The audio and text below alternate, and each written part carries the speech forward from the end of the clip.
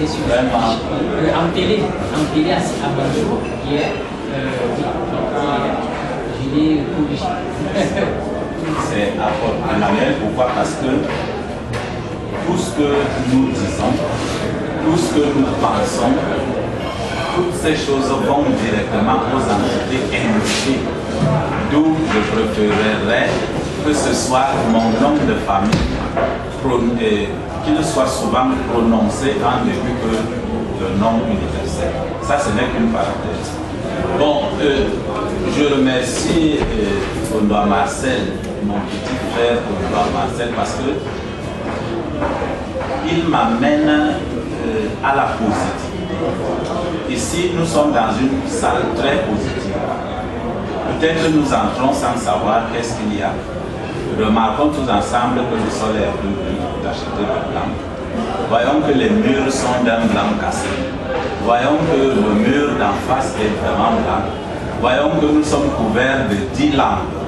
Mais j'ai allumé une 11e. Voyons-le. Remarquons tous ensemble que les rideaux sont noirs. Toutes ces choses sont des symboles. Et ces symboles ne sont pas pour rien. Quand on conçoit une salle, bien que nous le faisons parfois dans la naïveté, mais c'est toujours des choses qui attirent d'autres entités. Ici, dedans, nous sommes protégés. Nous sommes en pleine protection, dans la grande protection, parce que les 8 rideaux délèguent une seule personne. Que nous avons délègue une seule personne en spiritualité. Alors, quant à entrer à la danse, toutes les danses riment avec la transe. Quand on parle de l'initiation, on ne peut pas la passer sans transe, c'est-à-dire sans être dans ton toi profond en toi, dans le double de toi-même. C'est ce qu'on appelle parfois transe. Mais il y a des gens qui entrent en transe avec connaissance. C'est pour ça qu'on les appelle des initiés. Or, d'autres entrent en transe dans une folie, dans un emportement. Un jour, il était venu chez moi. Il m'a fait voir il m'a fait voir l'une de vos œuvres.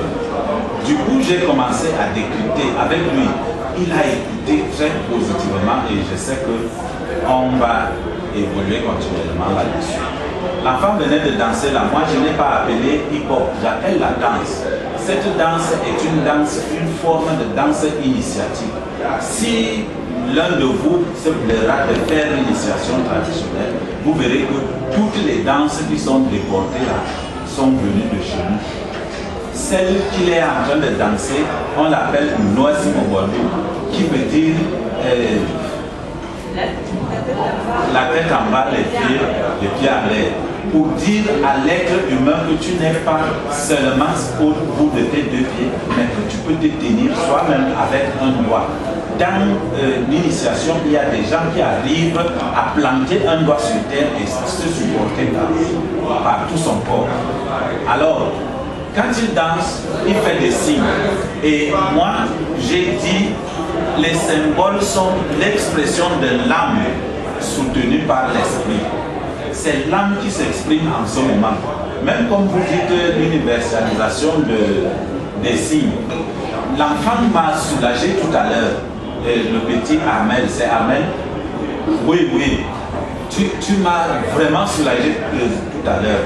Si on mène une activité qui n'a pas de code, elle devient fébrile, elle devient sans poids. Oui. Et quand cette activité a le code, ça va attirer des gens pour la curiosité, du moins. Et il a même fini en disant qu'il est même fier de savoir que les gens sont dans le rap, mais ne connaissent pas le message du rap. Pas le rap, le hip-hop. Dans la danse que vous pratiquez, dans le genre de danse surtout que vous pratiquez là, c'est une danse hautement initiatique. les expressions qui sortent ne sont pas guidées du danseur ou du maître danseur, non. Il parle d'annonce de création.